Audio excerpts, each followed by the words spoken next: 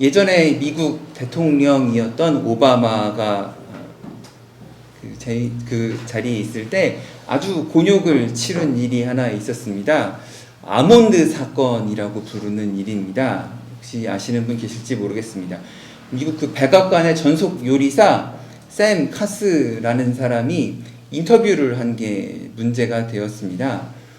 우리 대통령님은 늦게까지 일을 합니다. 저녁 식사하시고 난 후에도 그냥 늦게까지 일하고 새벽까지 열심히 일을 하십니다. 그래서 야식을 드실 때 그 소금을 조금 뿌린 아몬드를 7알 드십니다. 라고 인터뷰를 했습니다. 이게 막 일파만파 문제가 시끄러워졌습니다. 이게 일국의 대통령이 막중한 업무를 하면서 아몬드만 몇 알 먹어서 쓰겠냐? 체력을 생각해라.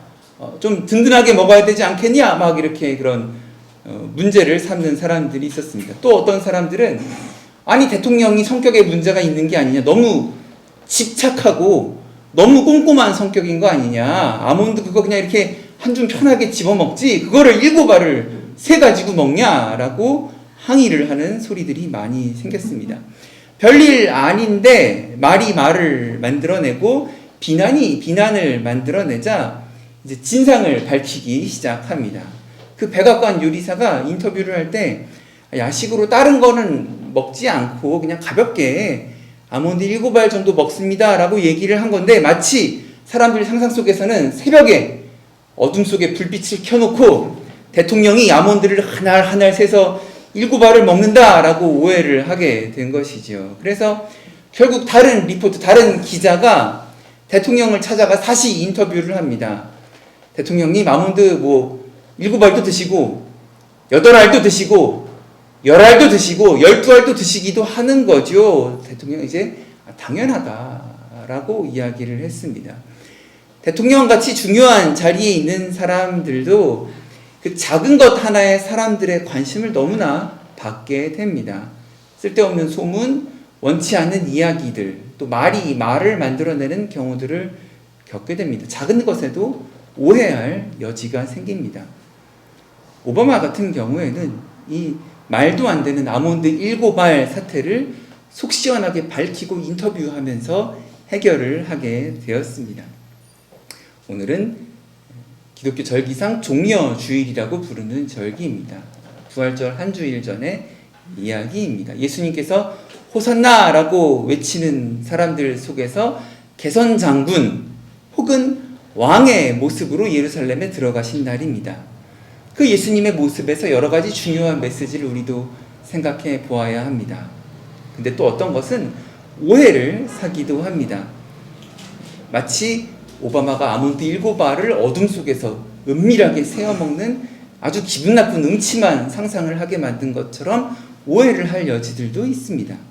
종려주일이라는 것은 종려나무와 관련이 있다라는 뜻이죠. 사람들이 예수님을 향해서 종려나무를 흔들었기 때문입니다. 승리의 상징을 흔들었습니다. 전쟁을 이기고 돌아오는 장군을 향해서, 그 군대를 향해서 흔들던 풍습을 따라 종려나무 가지를 흔들었습니다.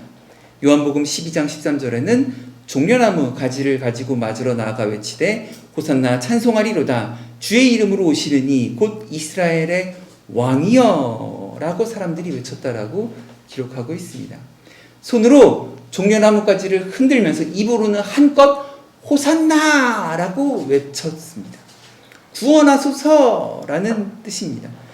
찬송의 의미도 있습니다. 또 요청하는 부르짖음의 의미도 있습니다.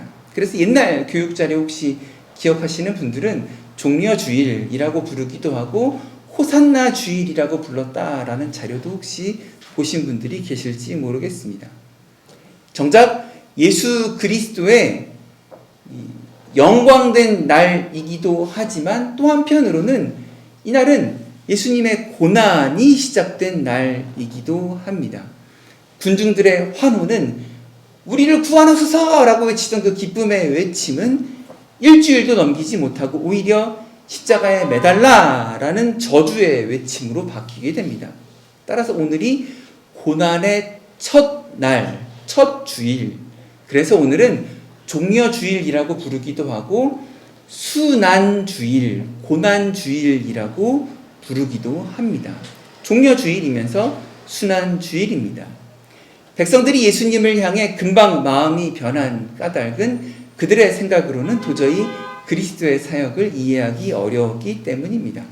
오바마의 아몬드 7알처럼 오해를 했습니다. 인간의 제한적인 사고로 인해 꽉 막혀버린 그 마음은 언제라도 구세주를 배반할 위험을 안고 있었습니다. 하나님의 아들이 십자가에 달린다라는 것을 받아들이기 어려웠습니다. 그래서 마태복음 27장 42절에 그렇게 소리를 칩니다. 그가 남은 구원하였으되 자기는 구원할 수 없도다. 그가 이스라엘의 왕이로다. 지금 십자가에서 내려올지어다. 그리하면 우리가 믿겠노라. 십자가에서 내려오면 우리가 믿겠다라고 말을 하는 거죠. 믿음이 없이 내 방식으로만 생각하는 삶은 하나님의 영광을 받아들이기 어렵습니다. 왜냐하면 그 영광은 고난을 통해 찾아오시는 영광이기 때문입니다. 그들은 낮은 몸으로 세상에 오신 구원의 그리스도를 알기 어려웠습니다. 종으로 오신 그분의 의미를 알기 어려웠습니다. 하나님은 이사야라는 선지자를 통해서 세상에 보내실 메시아의 성품과 사역을 예언하였습니다. 그런데 놀랍게도 그분의 신분을 무엇이라고 이사야는 부르냐 하면 종이라고 부릅니다.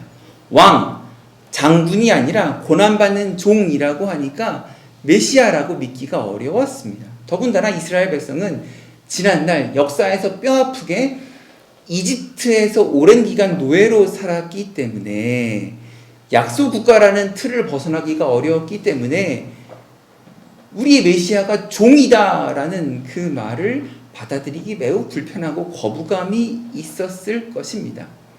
이런 어려움을 무릅쓰면서도 이사야라는 선지자는 하나님의 명령에 따라 앞으로 임하실 구원의 메시아를 종이라고 불렀습니다.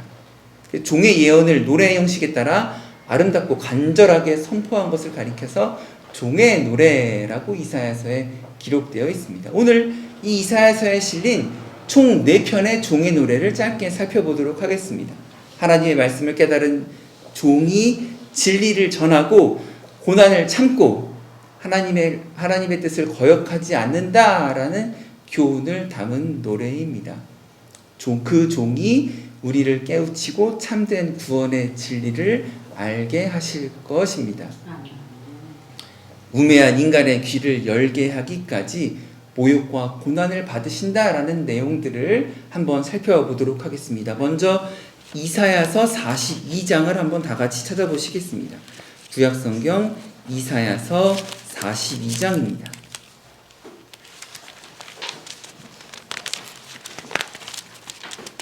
구약성경 이사야서 42장 1절부터 9절까지의 말씀입니다.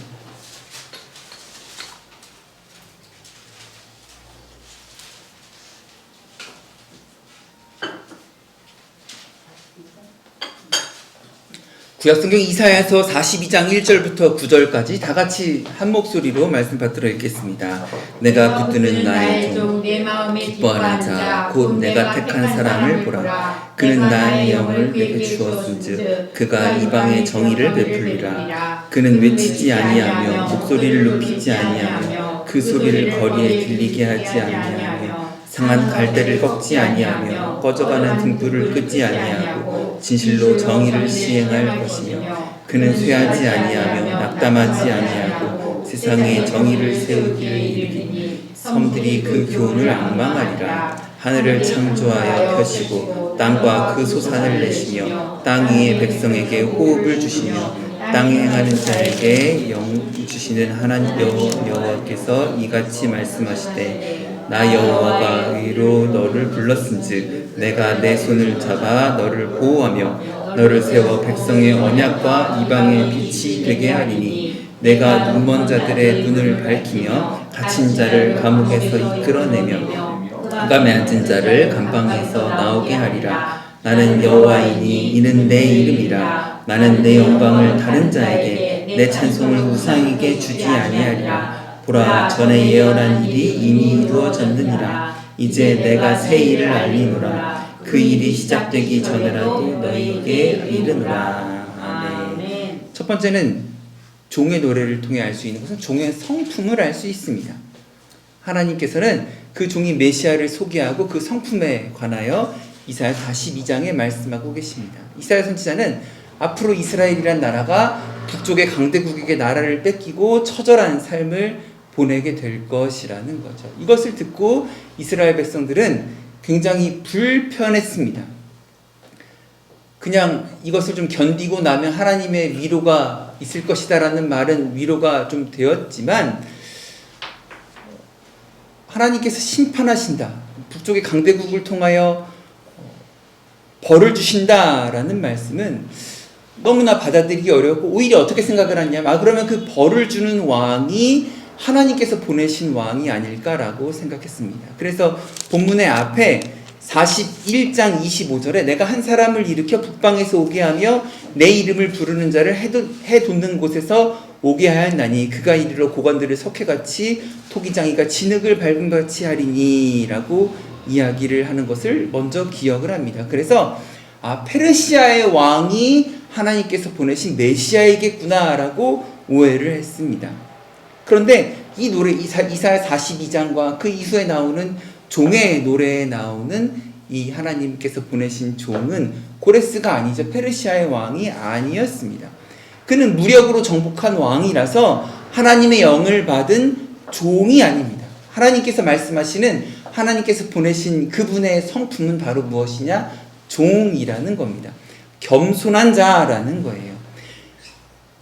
이 하나님께서 말하시는 종은 상한 갈대를 꺾지 아니한다라고 이사야 42장에 말을 합니다. 꺼져가는 등불을 불어서 끄지 아니하는 분이다라고 말씀을 합니다. 꺼져가는 등불 같은 처지를 당한 자들에게 손을 내미시는 따뜻하고 진실한 성품을 가지신 분입니다.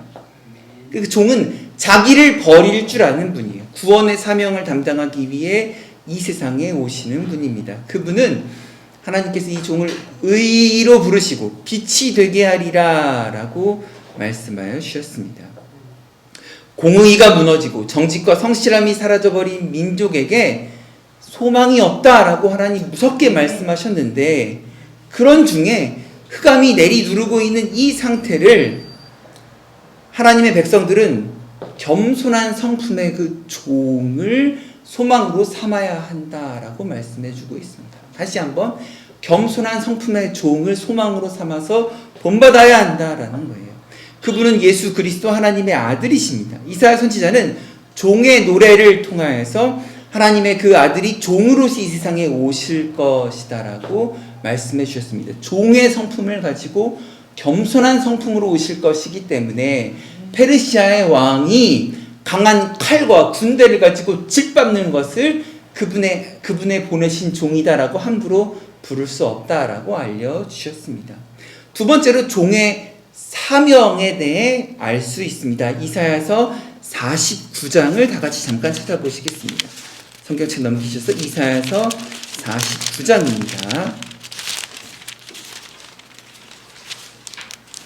이사야서 49장 1절에서 7절 말씀입니다.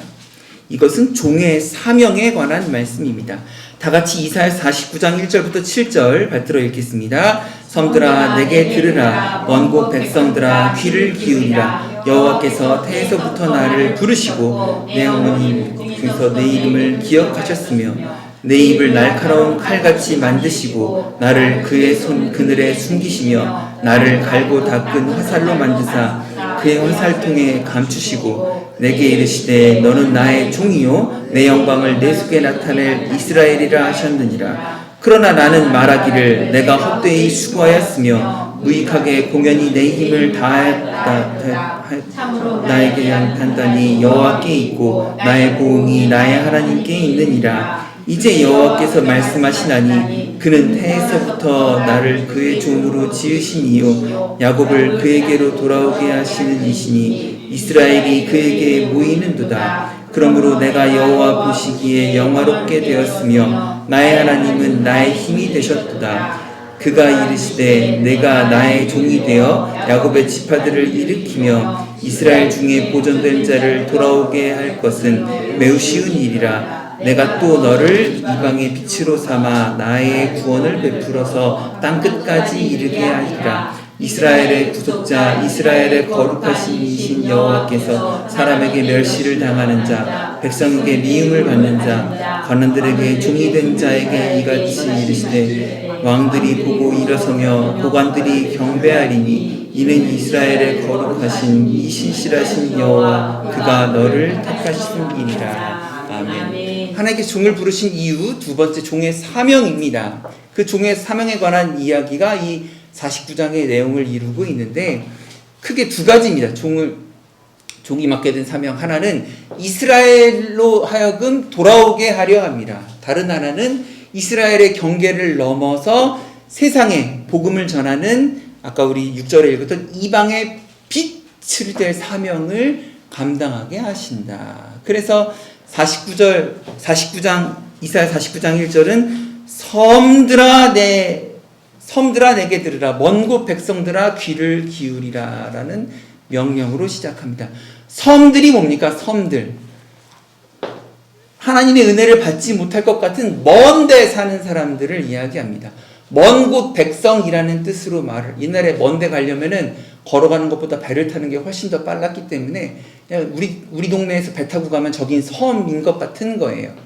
그래서 섬들아라고 하는 거 먼 곳 백성들을 하는 거예요. 그래서 중동 유럽의 대륙의 입장에서 보면 동쪽 끝에 있는 우리나라도 섬이에요. 섬이라고 우리를 불러준 겁니다. 멀고 먼 백성들을 향하여서 섬들아라고 부를 때 우리도 참 그 섬들에 해당하는 거예요. 참 지리적으로부터 멀고 역사적으로도 멀고요. 마음적으로도 먼 우리도 여호와 신앙으로부터 멀리 떨어진 우리도 하나님의 나라, 하나님의 백성으로 불러주신다라는 거예요. 캄캄하고 어두운 이 땅을 비추어 주시고 우리를 구원의 자녀 삼으신다라는 것이 상상이나 가능한 일이었습니까? 아니 어려운 일이었어요. 하나님께 세계 방법국에 놀라운 일을 행하시고 종을 불러서 사명을 맡겨 주셨습니다. 종을 부르신 과정도 이 노래에 나타납니다. 하나님은 그 종을 어머니의 복중 곧 태에서 부름을 시작하셨고 인간을 구원하시기 위해 사람으로 태어나는 절차를 거치셨다라는 것입니다. 그래서 성, 육, 신 거룩하신 분이 이 고깃덩어리 같은 우리의 몸을 입고 오셨습니다. 종을 부르실 계획은 하나님의 뜻 안에서 이루어졌고 49장에서 읽은 것처럼 날카로운 칼처럼 회개의 말씀을 날카롭게 선포하셨습니다. 그래서 46절 보면은 이스라엘 중에 보존된 자를 돌아오게 할 것이라 내가 또 너를 이방의 빛으로 삼아 구원을 베풀어 땅 끝까지 이르게 하리라는 것이 이 하나님의 종의 사명이었다는 것입니다. 7절에 또 어떻게 이루어집니까? 사람에게 멸시를 당하는 자, 백성에게 미움을 받는 자, 관원들에게 종이 된 자들에게까지 말씀을 전하는 것, 하나님의 은혜가 닿는다라고 가르치는 것이 이 말씀을 가리키는 것이 종의 사역, 사명이었다라는 것입니다.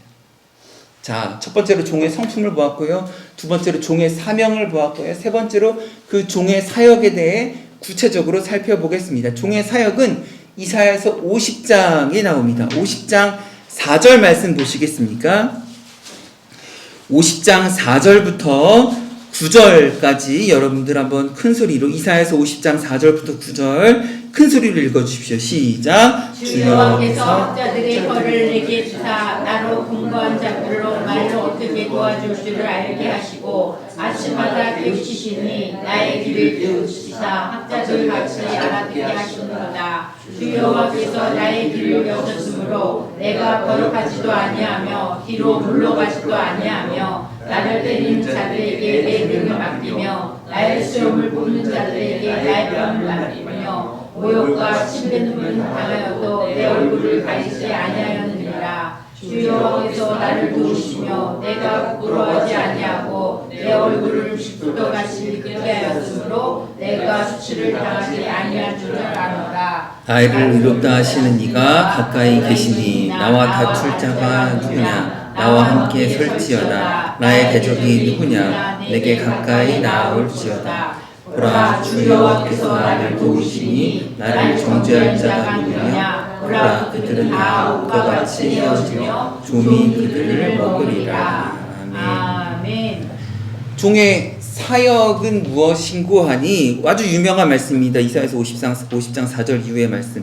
학자의 혀, 학자의 가르침처럼 알려주리라 라고 합니다. 그래서 많이 오해들을 하는데, 그래서 우리 공부 열심히 합시다 라고 말씀에서 이어봤는데, 아니 말씀을 보니까 이사야서 50장 4절에 학자들의 혀를 주사 어떻게 도와주시라고 아침마다 깨우치시며 학자들 같이 알아듣게 하셨느니라. 그러니까 학자들 같이 가르침을 주고 가르침을 받는 자들처럼 얼마만큼 똑똑히 알려주겠다라는 것을 강조하는 것으로 학자들처럼 알려주겠다라고 하는 거예요. 어떻게? 학교에서 배우는 것처럼 똑똑히 알려주겠다, 단디 알려주겠다라는 말씀을 하시는 거예요. 어떻게? 책으로, 글로, 인터넷 강의로, 유튜브로? 아니에요. 어떻게 알려주시느냐? 6절, 나를 때리는 자들에게 내 등을 맡기며 나의 수염을 뽑는 자들에게 나의 뺨을 맡기며 모욕과 침뱉음을 당하여도 내 얼굴을 가리지 아니하리라. 주 여호와께서 나를 도우심으로 내가 부끄러워하지 아니하고 내 얼굴을 부싯돌같이 굳게 하였으므로 내가 수치를 당하지 아니할 줄 아노라. 나를 때리는 자가 학자들처럼 단디 알려주겠는데, 똑똑히 알려주겠는데 어떻게 알려주겠느냐? 나를 때리는 자, 나를 수치를 당하는 자, 내게 뺨을 때리는 자가 있을 때 나는 그것이 수치가 아니다, 내가 이것이 하나님께서 주신 사명이다, 사역이다 라는 것을 알려주겠다라는 거예요. 그래서 박해를 하는 자가 있다 할지라도 당당히 서겠다. 8절, 나의 대적이 누구냐? 내게 가까이 나올지니라. 나와 다툴 자가 누구냐? 나와 함께 설지어다 라고 부끄러워하지 않으면 당당히 서겠다라는 거예요. 종을 부르신 이유는, 종에게 그 사역을 맡기신 이유는 세상에 진리를 전하기 위함인데, 그 진리를 전하고 알리는 방법이 무엇이냐? 그 진리를 똑똑히 알려주는 방법이 무엇이냐? 고난을 묵묵히 참는 것으로 알려주시겠다. 그것이 부끄러운 일이 아니라고 받아들이심으로 알려주시겠다. 그래서 다시 한번 앞으로 돌아가시면 학자처럼 알려주겠다. 아침마다 깨우침으로 알려주겠다.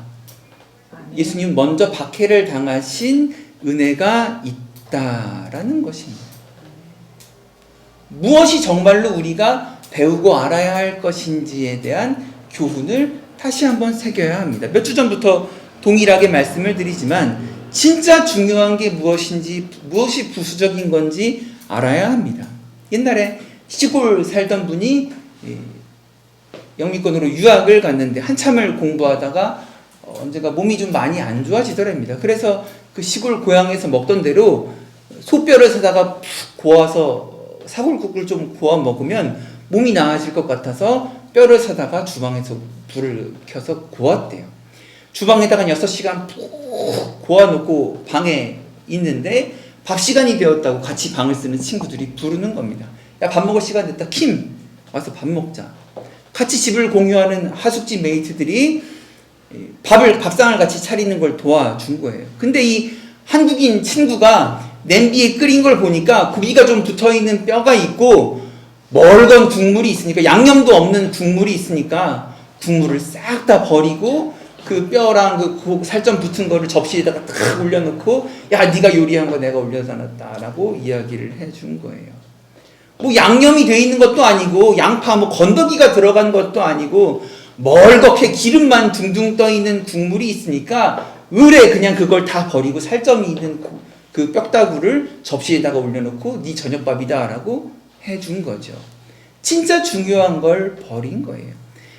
사랑하는 성도 여러분, 예수님께서 전하시는 천국의 복음, 진짜 사골 국물 맛을 보시기를 주님의 이름을 부탁드립니다.